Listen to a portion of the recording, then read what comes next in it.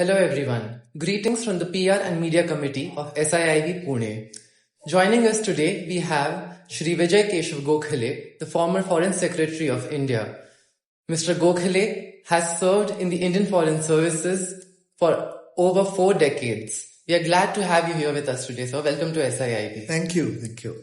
For our first question, sir, we would like to ask you, do you see the spread of Indian diaspora across the world as a strength which India can leverage, or do you see it as a flow of human capital which should be arrested? No, it is a strength for India to utilize for its own development, because this is most of the diaspora now, the newer diaspora are all people who have gone for foreign education and then stayed on to do business mostly. And they are all mostly in technology frontier areas. So there is a great connect we can make with them to ensure that what the work they do can be complemented by the work we do in India, and to build a bridge. And that is how Bengaluru, Hyderabad and Pune developed when the IT industry began, because of the Indian community in in Silicon Valley.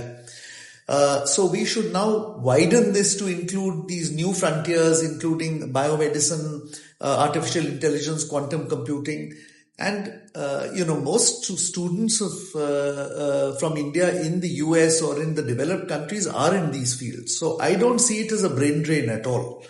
The question is, how do you harness that, and how do you incentivize them to either come back or to make business with India or to build businesses in India? Yes. And that requires some policy, some thought.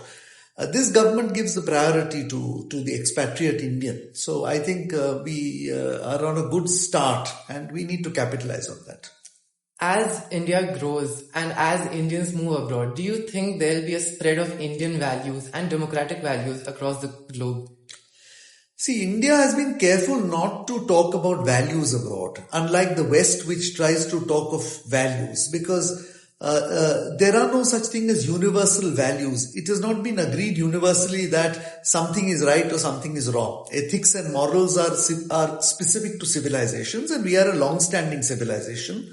And clearly we must have had some values and ethics to be the world's number 1 or number 2 economy for most of that time, right? Except 1750 onwards. So I think we should, on the one hand, not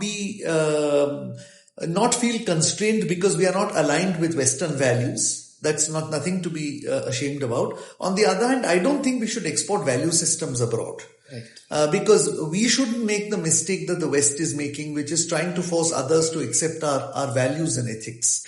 I think that is for ourselves as a civilization, and our focus abroad should be interests. Where India's interests are to be pursued, your interests must dictate policy, not values.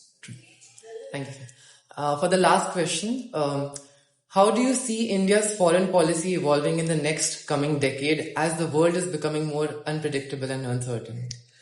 I think we are on a path to a multi-alignment, which has begun under Prime Minister Vajpayee and subsequently developed under the subsequent Prime Ministers, including Mr. Modi. And I think that's the right path.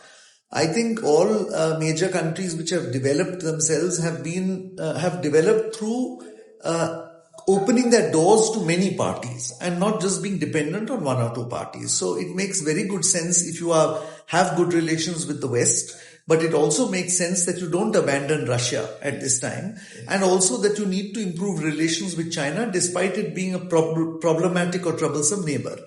I think broadly we are on the right path. Sometimes ups and downs happen, that's okay. But I think the fact that we have reasonable relationships with all the major countries works for us, and that's the way we should go in the future. Thank you so much, sir. Your insights were very enlightening for all of us. Thank you for tuning in. Goodbye. Thank you.